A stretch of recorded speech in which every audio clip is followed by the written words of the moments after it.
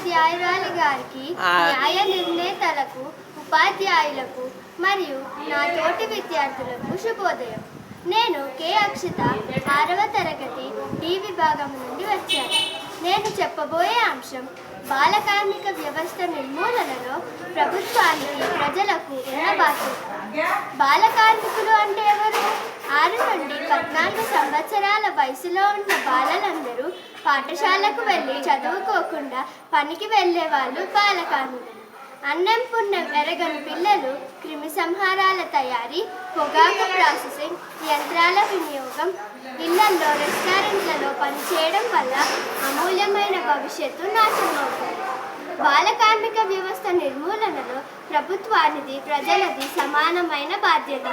ప్రజలు చైతన్యవంతులు కావాలి. పిల్లల తల్లిదండ్రులు కూలి డబ్బుల కోసం పిల్లల్ని పనికి పంపించకూడదు. నేటి బాలలే రేపటి పౌరులు అని నమ్మి ప్రతి వ్యక్తి, ఇటు తల్లిదండ్రులు, పనిలో పెట్టుకునే వాళ్ళు అందరూ మన దేశ భవిష్యత్తు పిల్లల చేతిలోనే ఉందని గ్రహించి ఈ బాల కార్మిక వ్యవస్థ నిర్మూలనకు సహకరించాలి.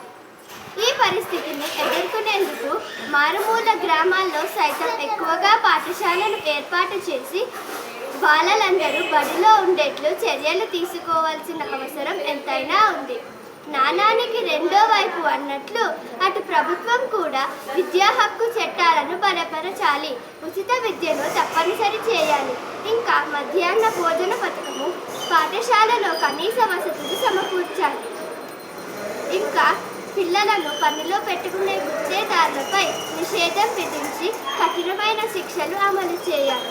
ఇలా 2 చేతులు కలిస్తేనే చప్పుడు అన్నట్లు ప్రజలు, ప్రభుత్వం కలిసి ఈ బాల కార్మిక వ్యవస్థ నిర్మూలనలో సమానమైన బాధ్యత వహించి సంపూర్ణంగా తొలగించాలి. ధన్యవాదాలు.